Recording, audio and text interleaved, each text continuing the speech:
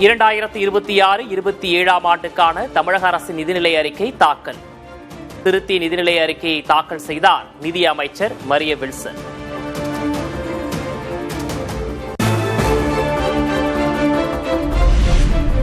September 15ஆம் தேதி அண்ணா பிறந்தநாளில் தாய்மாமன் சீர்திட்டம் தொடக்கம். திட்டத்துக்காக பட்ஜெட்டில் 560 கோடி ரூபாய் ஒதுக்கீடு செய்த தமிழக அரசு. அரசு மருத்துவமனைகளில் நடைபெறும் பிரசவங்களின் எண்ணிக்கையை அதிகரித்து இதன் மூலம் மருத்துவ தேவைகளுக்கான பொதுமக்கள் சொந்தமாக செலவிடும் தொகையை குறைக்கும் நோக்கில் அரசு தாய்மாமன் தங்க மோதிரம் திட்டத்தை செயல்படுத்த உள்ளது. இத்திட்டத்தை நடைமுறைப்படுத்துவதற்காக திருத்த வரவு செலவு திட்ட மதிப்பீடுகளில் 560 கோடி ரூபாய் நிதி ஒதுக்கீடு செய்யப்படுகிறது. பெண்களின் திருமணத்துக்கு அண்ணனின் சீர்திட்டத்துக்காக 812 கோடி ரூபாய் ஒதுக்கீடு.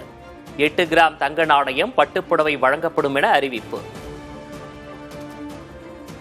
பெண்களின் திருமணம் நாளில் நமது அரசின் சார்பாக 8 கிராம் தங்க நாணயமும் ஒரு பட்டு புடவையும் அண்ணனின் சீராக வழங்க இருக்கிறார். இத்திட்டத்தினை செயல்படுத்த திருத்த வரவு செலவு திட்ட மதிப்பீடுகளில் 812 கோடி ரூபாய் நிதி ஒதுக்கீடு செய்யப்படுகிறது. தமிழ்நாடு அரசு மகளிர் சுய உதவி குழுக்களுக்கு என சிங்கப்பெண்கள் வலிமைப்படுத்தும் திட்டம் அறிமுகம். மகளிர் சுய உதவி குழுக்களை குறுந்தொழில் நிறுவனங்களாக மேம்படுத்த திட்டம்.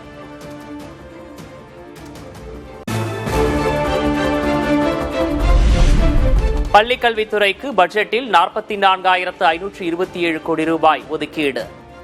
10 கோடி ரூபாய் மதிப்பில் பொது நூலகங்கள் டிஜிட்டல் நூலகங்களாக மறுவடிவமைக்கப்படும் என அறிவிப்பு.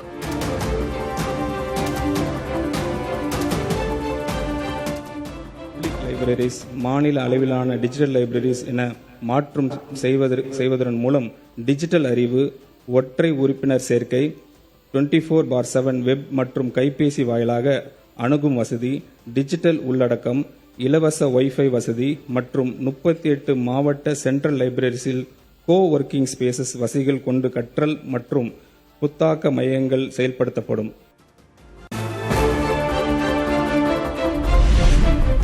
பள்ளிகளில் சூப்பர் கிளீன் சூப்பர் கேம்பஸ் திட்டத்துக்காக 139 கோடி நிதி ஒதுக்கீடு. முதற்கட்டமாக 10,000 பள்ளிகளில் தூய்மையை உறுதி செய்யும் திட்டம் அமல்படுத்தப்படும் என அறிவிப்பு.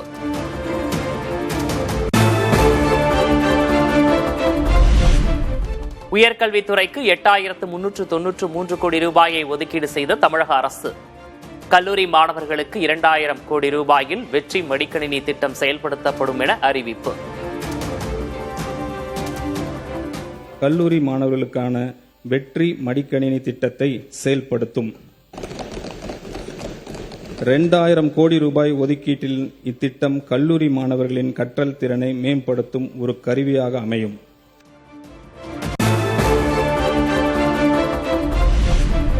பதினோராம் வகுப்பு மாணவர்களுக்கு ஹெல்மெட், வாட்டர் பாட்டில் வசதியுடன் நவீன மிதிவண்டிகள்.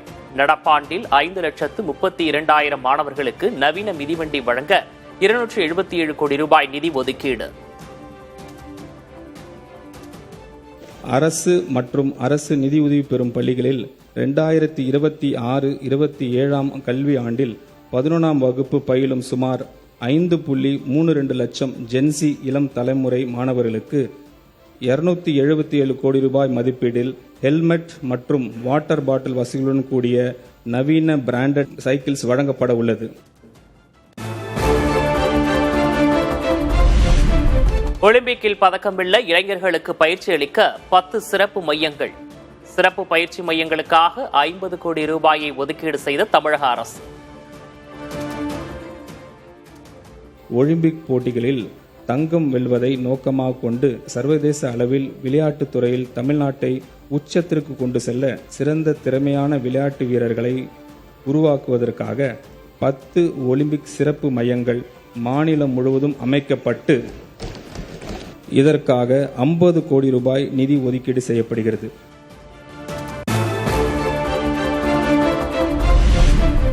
தமிழ்நாடு கிராமப்புற அதிகாரம் அளித்தல், மாற்றம் மற்றும் மறுமலர்ச்சி முன்னெடுப்புக்காக TN வெற்றி திட்டம். ஊரக வளர்ச்சித்துறையின் அனைத்து உட்கட்டமைப்பு திட்டங்களையும் ஒருங்கிணைக்க ஆண்டுக்கு 6,000 கோடி ரூபாய் ஒதுக்கீடு.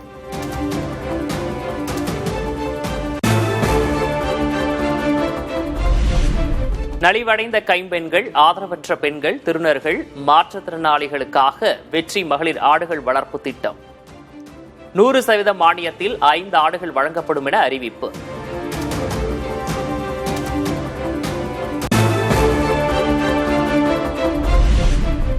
கிராம வேலை உறுதி மற்றும் வாழ்வாதார திட்டத்தின் கீழ் வெற்றி 150 அறிமுகம். 125 நாட்கள் வேலை முடித்த குடும்பங்களுக்கு கூடுதலாக 25 நாட்கள் பணி வழங்கப்படும்.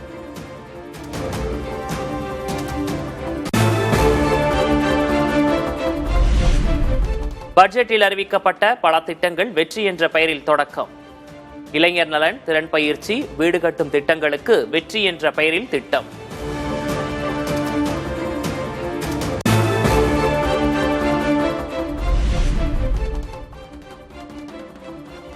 கலைஞர் கனவு இல்ல திட்டம் என்ற பெயர் வெற்றி வீடு திட்டம் என மாற்றம். கலைஞர் மகளிர் உரிமை தொகை திட்ட பெயரும் மாற்றம்.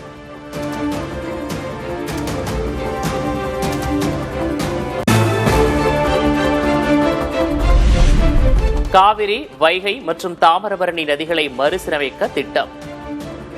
மாசுபாட்டை தடுக்கவும் கழிவுநீர் சுத்திகரிப்பு, திடக்கழிவு மேலாண்மைக்கான சாத்தியக்கூறு குறித்து ஆய்வு.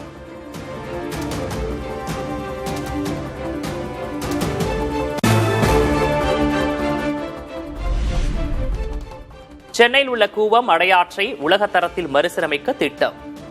படகு சவாரி, நதிக்கரை நடைபாதை, பொழுதுபோக்கு வசதிகள் ஏற்படுத்த நடவடிக்கை.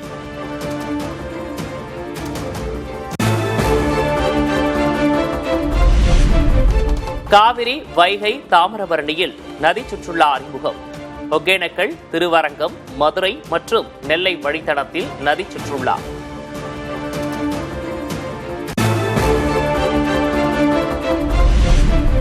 காவிரி மற்றும் கொள்ளிடம் ஆற்றின் குறுக்கே தடுப்பணைகள் கட்ட திட்டம். விரிவான திட்ட அறிக்கை தயாரிக்க சாத்தியக்கூறு ஆய்வு செய்ய 10 கோடி ரூபாய் நிதி ஒதுக்கீடு.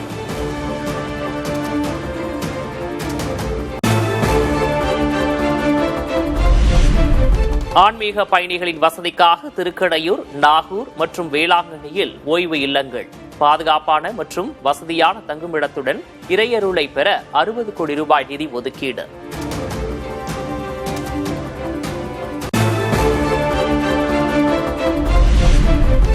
புனித ஹஜ் பயணம் மேற்கொள்ளும் பயணிகளுக்கு வழங்கப்படும் மானியம் 25,000 35,000 உயர்வு.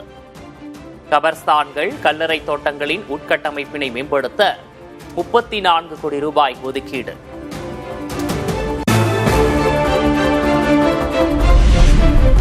முன்னணி பல்கலைக்கழகங்களுடன் இணைந்து தமிழுக்கான ஏஐ மாதிரி உருவாக்கும். அரசின் அதிகாரப்பூர்வ தொடர்புகளில் ஏஐ தொழில்நுட்பம் பயன்படுத்தவும் திட்டம்.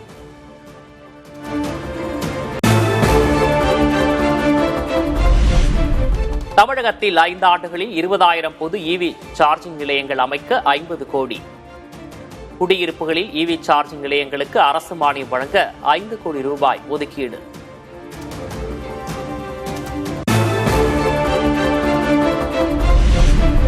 மதுபான உற்பத்தியாளர்களுக்கு கூடுதல் சிறப்பு கட்டணம் அறிவிப்பு. ஆண்டுக்கு 1000 கோடி ரூபாய் வரை அரசுக்கு வருவாய் கிடைக்கும் என அமைச்சர் மரிய வில்சன் தகவல்.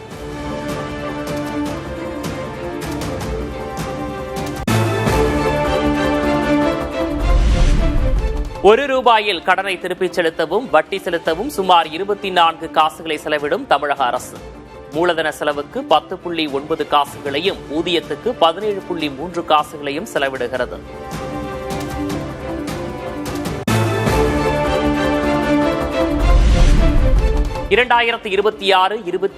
ஆண்டுக்கான தமிழக அரசின் பட்ஜெட் மதிப்பு 2,26,740 கோடி ரூபாய். மாநில அரசின் மொத்த கடன் 10.98 லட்சம் கோடி என மதிப்பீடு.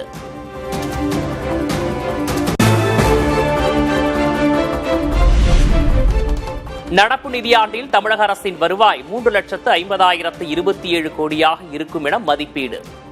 அரசின் வருவாய் பற்றாக்குறை 55,775 கோடி ரூபாயாக இருக்கும் என்றும் கணிப்பு.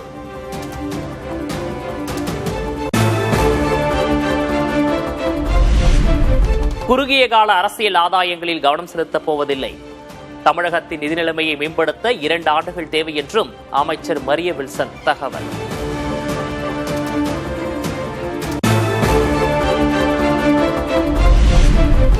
நீட் தேர்வை ரத்து செய்ய ஒன்றிய அரசிடம் வலியுறுத்தப்படும் என அமைச்சர் மரிய வில்சன் உறுதி. 12ஆம் வகுப்பு மதிப்பெண் அடிப்படையில் மருத்துவ சேர்க்கை நடத்த வலியுறுத்தப்படும் என்றும் திட்டவட்டம்.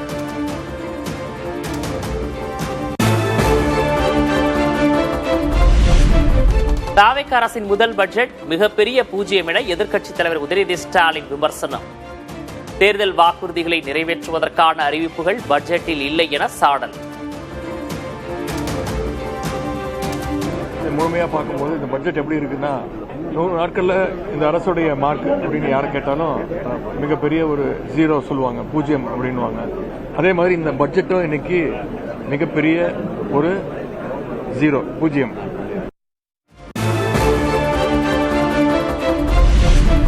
தாவேக சொன்ன மாற்றம் பெயர் மாற்றமே என உதயநிதி விமர்சனம். திமுக அரசு கொண்டு வந்த திட்டங்களுக்கு தங்கள் கட்சி பெயரை வைத்துள்ளனர் என்றும் பேட்டி. எங்களுடைய திராவிட மாடல் அரசு, எங்களுடைய தலைவர் கடந்த ஆட்சியில் என்னென்ன திட்டங்கள்லாம் கொண்டு வந்தாங்களோ அதற்கு மேலாம் ஒரு ஸ்டிக்கரை ஒட்டியிருக்கிறாங்க. ஆட்சிக்கு வரும்போது மாற்றம் மாற்றம் அப்படின்வாங்க. என்ன மாற்றம் கேட்டீங்கன்னா எல்லாத்துக்கும் பேர் மாற்றம் செஞ்சிருக்கிறாங்க. அனைத்து திட்டங்களையும் பெயரை மாற்றிருக்கிறாங்க. கர்நாடகாவை கண்டிக்க வக்கில்லாமல் திமுக எம்எல்ஏக்களை கைது செய்கிறது தாவேக அரசு. அவையில் முதல்வர் விஜய் பேசுவதே இல்லை என்றும் உதயநிதி காட்டம். ஏன்னா இந்த ஆட்சியில் அவ்வளவு பிரச்சனைகள் இருக்கு, ஒவ்வொரு நாளும் அவ்வளவு பிரச்சனைகள் இருக்கு. அதையெல்லாம் திசை திருப்ப இந்த கைது நடவடிக்கைகளை இந்த அரசு எடுத்துட்டு இருக்கு. என்ன மட்டும் இல்ல, தொடர்ந்து திராவிட முன்னேற்ற கழகத்துடைய சட்டமன்ற உறுப்பினர்கள் ஒவ்வொருத்தரையும் கைது செஞ்சிட்டு இருக்கிறாங்க. அதுக்கு முன்னவர் தீர்மானம் கொண்டு வரணுமா? எதிர்கட்சிகள் ஏதாவது கேள்வி கேட்டுச்சுன்னா அதற்கு முதலமைச்சர் பதில் சொல்ல வேண்டிய அவசியம் இல்லையா? இவங்க தான் பதில் சொல்லுவாங்களா? இதற்கு எதற்கு முதலமைச்சர் அவைக்கு வரணும்? இதுக்கு எதுக்கு நாங்கெல்லாம் அவைக்கு வரணும்?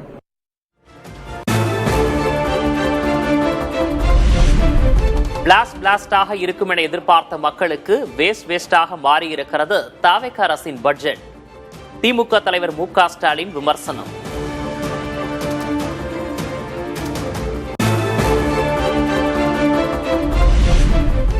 தாவேக அரசின் முதல் பட்ஜெட்டில் எந்த முக்கிய அறிவிப்புகளும் இடம்பெறவில்லை என அதிமுக பொதுச்செயலர் எடப்பாடி கே. பழனிசாமி கருத்து. ரீல் விடுவதே இந்த ஆட்சியின் சாதனையாக உள்ளது என்றும் விமர்சனம். வெறும் வசனத்தை பேசியே 85 நாட்கள் காலத்தை ஓட்டிவிட்டார்கள். எல்லாவற்றிற்கும் ரீல் விடுறதுதான் இந்த ஆட்சியுடைய சாதனையாக பார்க்கப்படுகிறது.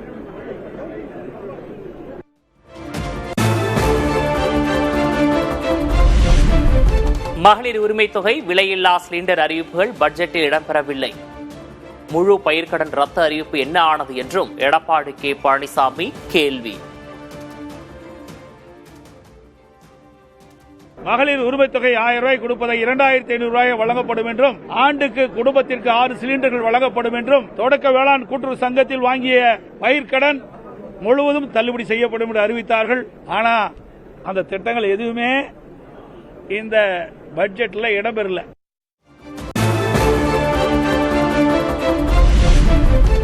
மூன்று மாதத்தில் 22,000 கோடி ரூபாய் கடன் வாங்கிய தாவேக அரசு.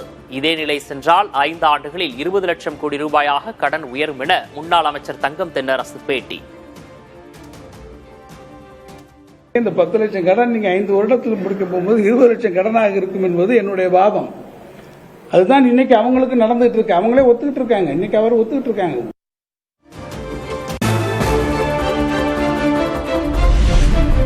தமிழ்நாட்டின் கடனை அடுத்த 50 ஆண்டுகளுக்கு குறைக்கவே முடியாது என்று நிதித்துறை செயலர் சித்திக் திட்டவட்டம். வருவாய் உயரும் வேகத்தை விட கடன் உயரும் வேகம் குறைவாக இருக்கும்படி பார்த்துக் கொள்ள வேண்டும் என்றும் பேட்டி. கடன் குறைக்க முடியாது. That is B clear. நீங்க அடுத்த 50 வருஷத்துக்கு கூட கடன் குறைக்க முடியாது. அதை வருஷம் கூட தான் செய்யும். அதை கூடுற ரேட் வருவாய் வளர்றதோட கம்மியான ரேட்ல கூடும்.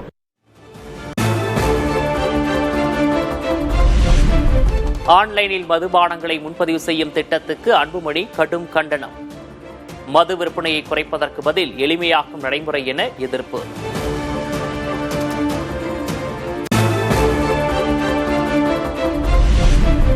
பட்ஜெட்டில் முழு பயிர்க்கடன் தள்ளுபடி அறிவிப்பு இல்லாதது வருத்தம் அளிப்பதாக பிரேமலதா விஜயகாந்த் கருத்து. வேலைவாய்ப்பின்மையை தீர்ப்பதற்கான திட்டம் எதுவும் இல்லை என்றும் விமர்சனம். விவசாயிகளுடைய கடன் முழுமையாக கடன் தள்ளுபடி செய்யப்படும் அப்படின்னு எதிர்பார்த்தாங்க. ஆனா அது அறிவிக்கப்படல. எங்கேயுமே வேலை இல்லை வேலை இல்லைன்னு மக்கள் பேசுறத தான் நம்ம கேட்க முடிகிறது. எனவே என்னென்ன மாதிரியான தொழிற்சாலைகள் வர வேண்டும் என்ற எந்த அறிவிப்பும் இல்லை.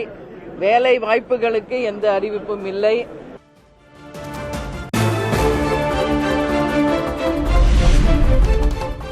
தேர்தல் வாக்குறுதிகளை நிறைவேற்றுவதற்கான எந்த அறிவிப்பும் பட்ஜெட்டில் இடம்பெறவில்லை. கல்வித்துறைக்கு முந்தைய ஆட்சியை விட குறைவான நிதி ஒதுக்கப்பட்டுள்ளதாகவும் பாஜக மூத்த தலைவர் தமிழிசை சவுந்தரராஜன் விமர்சனம்.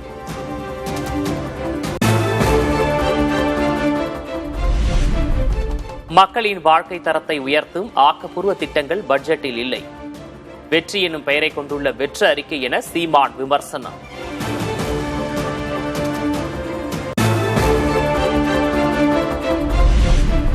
பள்ளிக்கல்விக்கான ஒதுக்கீடு 48,500 கோடியிலிருந்து 45,000 கோடியாக குறைப்பு என புகார். தாவேக அரசு காரணமற்ற நிதி உயர்வுகளை குறைத்து உண்மையில் கூடுதலாக ஒதுக்கியுள்ளது என அமைச்சர் ராஜ்மோகன் விளக்கம்.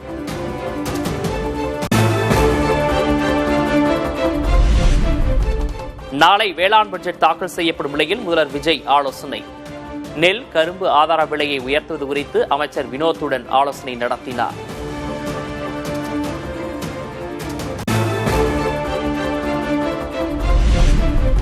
செப்டம்பர் 8ஆம் தேதி வரை சட்டமன்ற கூட்டத்தொடர் முழுவதும் நேரலை செய்யப்படும் என்றும் சபாநாயகர் அறிவிப்பு. பொதுத்துறை, மாநில சட்டமன்றம், ஆளுநர் மற்றும் அமைச்சரவை, நிதித்துறை, திட்டம் மற்றும் வளர்ச்சித்துறை, ஓய்வூதியங்களும் ஏனைய ஓய்வுகால நன்மைகளும் என்று 8/9/2026 செவ்வாய்க்கிழமையுடன் இந்த கூட்டத்தொடர் நிறைவு பெறுவதாக இன்று கூடிய அலுவல் ஆய்வுக் குழு கூட்டத்தில் முடிவெடுக்கப்பட்டுள்ளது.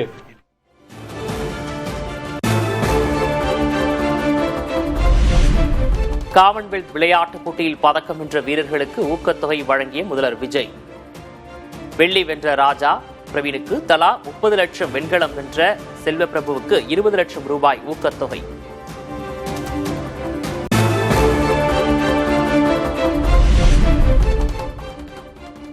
டாஸ்மாக் கடைகளில் ஒவ்வொரு மது பாட்டிலுக்கும் ரசீது வழங்க உயர்நீதிமன்றம் உத்தரவு.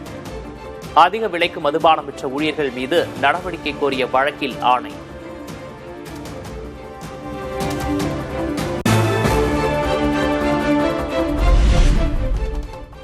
பழனி கோயில் நிலமோசடி வழக்கில் சார் பதிவாளர் ஜஸ்டின் மணிகண்டனின் முன்ஜாமீன் மனு தள்ளுபடி. ஆவண எழுத்தரின் முன்ஜாமீன் மனுவையும் தள்ளுபடி செய்தது உயர்நீதிமன்றம் மதுரை கிளை.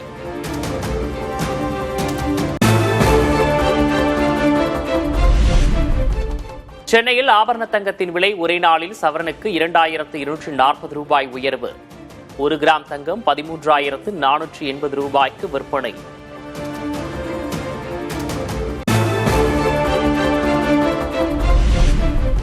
வெள்ளி விலை கிலோவுக்கு 5,000 ரூபாய் அதிகரித்து 2,40,000க்கு விற்பனை.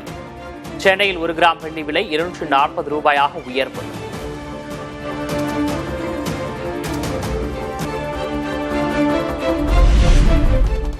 பூந்தமல்லி முதல் சுங்குவார் சத்திரம் வரை மட்டுமே மெட்ரோ ரயில் திட்டம் என பட்ஜெட்டில் அறிவிப்பு. ஏற்கனவே பரந்தூர் வரை அறிவிக்கப்பட்டிருந்த நிலையில் தற்போது மாற்றம்.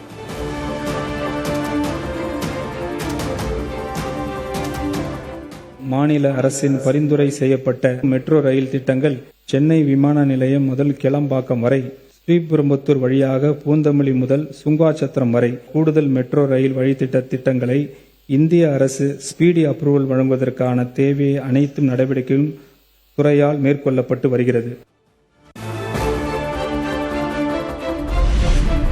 ஒகேனக்கல் அருவிக்கு நீர்வரத்து 20,000 வினாடியாக அதிகரிப்பு. அருவியில் பரிசல் இயக்கவும் குளிக்கவும் தடை.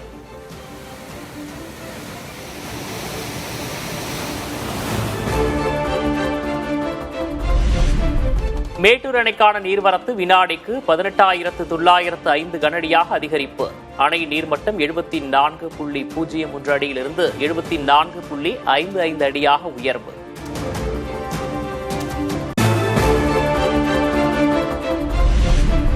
மயிலாடுதுறையில் திருக்கடையூர் அமிர்தகடேஸ்வரர் கோயிலில் ஆடிப்பூர திருவிழா உற்சாகம்.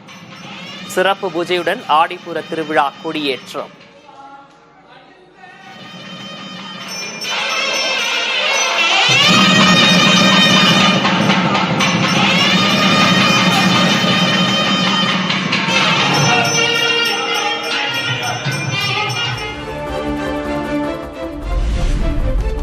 வங்கிகளுக்கான ரெப்போ கடன் வட்டி வீதம் 5.25%ஆகவே தொடர்ந்து நீடிக்கும் என ரிசர்வ் வங்கி கூட்டத்தில் முடிவு.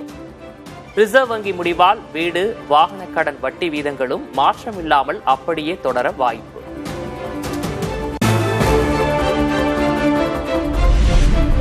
பிளாஸ்டிக்கினாலான நீண்டகாலம் உழைக்கக்கூடிய ரூபாய் தாள்கள் அடுத்த ஆண்டு தொடக்கத்தில் அறிமுகம். ரிசர்வ் வங்கி நிதிக் கொள்கை கூட்டத்தில் ஆளுநர் சஞ்சய் மல்ஹோத்ரா அறிவிப்பு.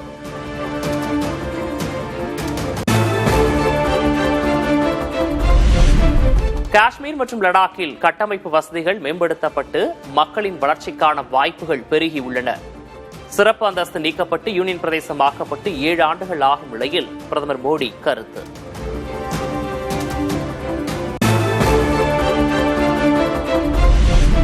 காஷ்மீர் சிறப்பு அந்தஸ்து நீக்கப்பட்டதன் காயம் இன்னும் ஆறவில்லை என முதல்வர் உமர் அப்துல்லா பேட்டி.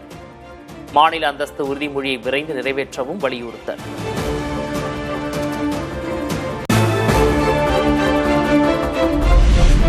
உச்சநீதிமன்ற நீதிபதிகள் எண்ணிக்கையை 34 38 உயர்த்தும் மசோதா மாநிலங்களவையில் நிறைவேற்றம். நீதித்துறை செயல்திறனை அதிகரிக்கவும் தேங்கியுள்ள வழக்குகளை குறைக்கவும் உதவும் என மத்திய அமைச்சர் அர்ஜுன் ராம் மெக்வால் பேச்சு.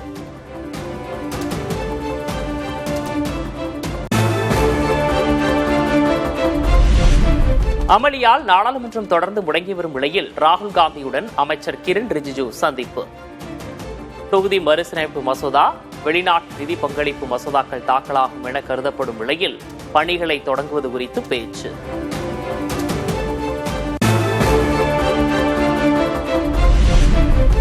ஹோர்முஸ் நீரிணையை மீண்டும் திறக்க ஒப்பந்தத்தை நெருங்கியுள்ள ஈரான், ஓமன் நாடுகள்.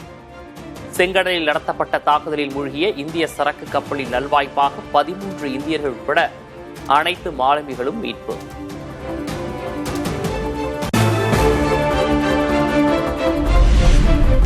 ஹமாஸ் ஆயுதங்களை கீழே போடும் வரை காசாவிலிருந்து இஸ்ரேலிய படைகள் வாபஸ் பெறப்படாது என்று இஸ்ரேல் பிரதமர் பெஞ்சமின் நெதன்யாகு அறிவிப்பு. அமெரிக்க அதிபர் டொனால்டு ட்ரம்ப் அறிவித்த அமைதி ஒப்பந்த வரைவை ஏற்க இஸ்ரேல் மறுப்பு.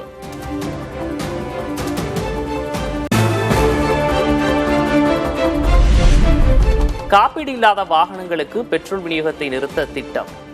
சோதனை ரீதியில் குறிப்பிட்ட பகுதியில் நடைமுறைப்படுத்த உச்சநீதிமன்றம் ஆணை.